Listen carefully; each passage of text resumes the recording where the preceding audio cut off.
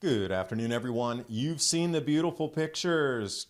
Pumas in the cities, everything's coming back, deer in everybody's yard. Oh, bad ship tracks. You can see the pollution so easily now. CO2 is not going to be a permanent drop because of the business closures. Let's exploit the lockdown to do green energy initiatives. Even Michael Moore, oh, solar and energy and electric cars are not helping. They're not going to work. Biomass bad. Universal basic income is the answer. Yay, we can use crypto to facilitate it all. As long as you're a good citizen, we'll still keep topping up your wallet. As block the runways, airplanes bad too. We can never go back to having cars again. Perhaps we should do away with the global organizations. Then we'll go back to normal on our own. We don't need their interventionist measures.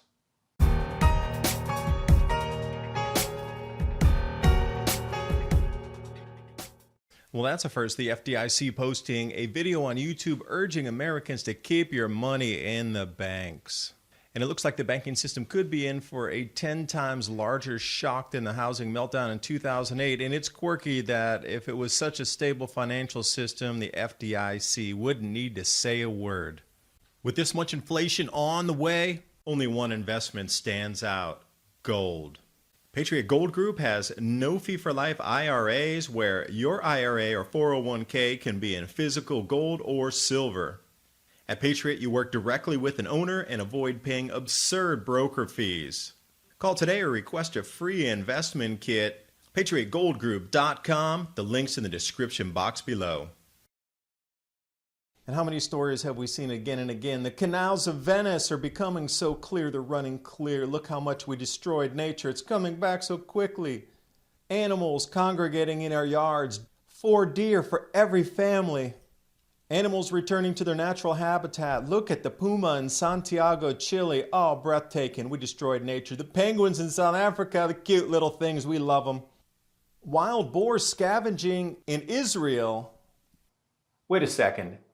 We pay hunters to get rid of those things because they're feral animals. And here we have a perfect example of manipulation of a wild pest coming in. Ooh, let's photograph the rats. Wow, they're all back. Rare events as the Himalaya is cited after the bad pollution from the bad humans stops in India and Pakistan. Celebrate Earth Day. Animals around the globe are taking to the streets. Earth Day 2020.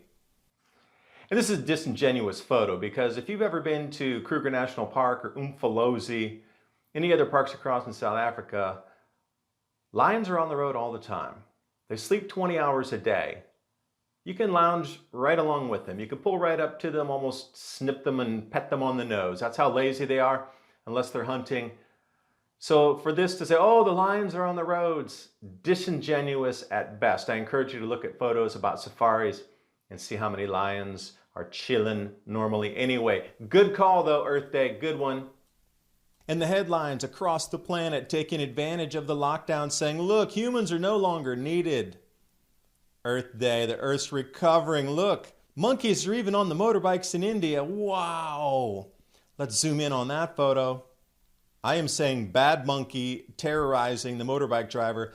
See, there's already food on the back. So if it was a Mad Max situation, that box sure wouldn't be full of food.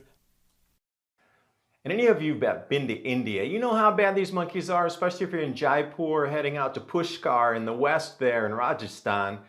Monkeys are all over the place. This is definitely not rare or not abnormal at all. I don't see, again, like if you never been to India, you would think, wow, there's monkeys everywhere. Thailand too. Monkeys bad. Thailand monkeys jump. They like try to zip your backpack. They're so used to humans. Taiwan's the same. Be careful of the monkeys if you're going up to Ho Shan to go hiking around Kaohsiung, because the monkeys will jump on you and grab your food. I don't even know why they're using monkey photos. This is ridiculous. But it does prove the point and say, wow, humans are bad. We can never return back to this. Not even a fraction of an iota of going back to fossil fuel driven cars. How bad? You can see the ship tracks. Oh, the narrative building continues. Bringing stuff across the ocean's bad. Look how much pollution we're leaving. You can actually visibly see it from the satellites. Unbelievable how bad the humans are. How about the geocolor? We're going off here to GOES. And I should zoom in on that because look, you can even see the cloud building and the human cloud building right in there, the stratospheric aerosol geoengineering, the lines that are going opposite of the flow. That's not normal. That's man-made. You can even see it from the satellites. And the whole narrative is humans have done so much damage that in such a short amount of time, 2 months, that it's visibly bounced back. And we can never go back to the same way again, ever. Never, ever. Get used to it. It's the new normal. The new normal is you not going back to your old life is going to be the new normal here. Because any indication of the March 2020 carbon dioxide levels at Mauna Loa, this is going to be a temporary respite. As we can see, March CO2 levels dipped off, followed by April. The news absolutely says it's going to come back, so don't count on the planet cooling anything because we stopped all activity for 2 months, unless we continue with the lockdown permanently. Milan exploits lockdown to go green. Green virtue signaling everywhere you look. Roads turning into cycle lanes, expanding pedestrian walkways, and encouraging commuters to use public transport instead of cars. And then Michael Moore coming out right here, Earth Day, Planet of the Humans. Again, everywhere you look, the narrative's the same. You're not going back to your life. Humans are bad, too much pollution. And now Michael Moore, climate activist, even says solar energy and electric cars are not helping. They're bad. I did not know how much electricity we really needed to push electric cars. He's going to blame fellow environmentalists, but then he goes on to say, we're relying too much on fossil fuels to produce the electricity, talking about deforestation, trying to say that biofuels are bad because they're causing deforestation. And I love it. I didn't really know where the electricity was coming from to power all this stuff. Really, Michael? You've been on the forefront of environmentalism for what, more than a decade, and you didn't know that you actually have to burn coal or natural gas or use hydro to make electricity to then put into the cars? I thought that was the whole thing about the transition to an electric economy. Guess you missed that one. Michael is so against biofuels. Now, biofuels bad, any kind of biomass bad, everything we could do as an alternative bad. So see where the switch come from. Everything now that was the alternative to the old system is now bad. So we're moving to a universal basic income, stay in your house, no more transport, no more flights, no more cars. So all the interim steps that we were using to transition, now also bad. Universal basic income, everybody one for you, and then every government's responsible for everything, manufacturing, transportation, and everything else, no more private. Private, take it out of the dictionary. There should be nothing private. It's all state-owned now, state-run, state-planned. This is where we're heading. This is why the narratives just shifted during Earth Day. They shifted into a communist ideology day. Yay, well, let's rename it Earth Day to Communist Day. And even down in Ecuador, love it. Oh, they're blocking the runways, airplanes bad, people bad. You could bring something here, we can't have you. Oh no, look at this.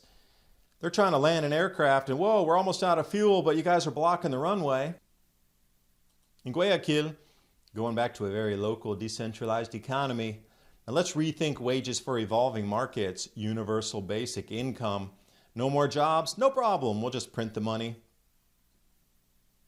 And if you think basic income is kind of a pipe dream, well, let's look at the other 6 countries that have launched it already and the other 4 countries that have proposals. Oh, do I see the UK? Do I see England there? UK? No way. Switzerland. Interesting. But not to overuse the word interesting, but here's where it gets interesting. Cryptocurrency, universal basic income. Be a good serf. We'll top up your crypto wallet every month. You can continue to eat, pay your rent, get some medicine. Protest? Say anything negative. We cut off your wallet. 0 money for you. Judging from history, I think we might have a new Red Guard coming out of nowhere to then, you know what will happen because it's happened in the past and seems like a new cultural revolution underway here across the planet. And even the United Nations with the strangest of photos to put out through Sky News in Australia. United Nations Climate Fund calling CV an opportunity to reshape the world. Here's my personal opinion. I don't think we need to be reshaped. I don't think we need global government. I don't think we need basic universal income. I think we can go back to something similar that we had, decentralized, more local. Let's just cut the globalization, and instead of going to a global, let's rescind it and bring it back to a local. That way, we don't even need the UN anymore. They wasted, what have they done? Nothing. We don't need these globalist organizations anymore. How about that as a solution? We remove all globalist organizations, take our own sovereignty back, start producing local, cut the shipping lines. Well, that cuts off the ship tracks. Happy, happy. Oh, wait a second. We won't get any tax base from the import duties. But hey, you know, California, too bad. You grow the vegetables. How about if we all start growing our own food around our own homes and don't rely on California anymore? Decentralization and localization is the answer to everything as we're moving into this grand solar minimum intensification. Thanks for watching. Hope you got something out of the video. My Patriot Supply and Adapt 2030 2-week grab-and-go food crate or the 4-week food supply as we move into these unknown times where there are disruptions left, right, and center, especially in agriculture at the moment. Across the horizon, across the landscape, all we're seeing is stories of shortages on setting at this moment. So how prepared are you for emergencies, especially with food? Now you can use this as a transition medium to get you to self-sufficiency, and a lot of people are talking about that. Having long-term food storage available at your fingertips, so if it does get bad, you still have it, while you're still learning the skills to be able to do that. Decentralized food production, you, your neighbors, your neighborhood, your city. Until we get to that transition point for self-sufficiency, we are going to be relying on old systems.